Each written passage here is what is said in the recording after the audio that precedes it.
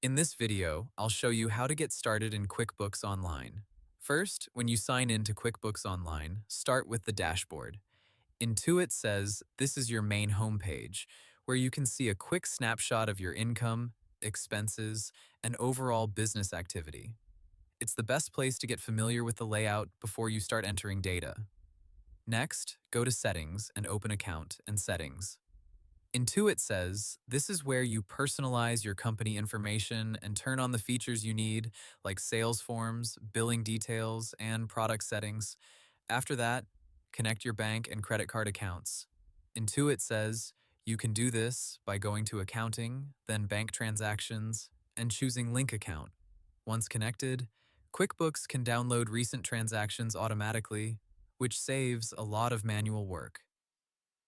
Then start using the core tools. Create invoices, track expenses, and run reports so you can see how your business is performing.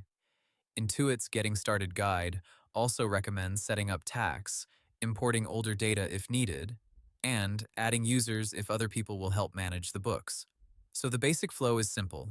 Sign in, review the dashboard, update your settings, connect your bank, and then begin invoicing, tracking expenses, and checking reports.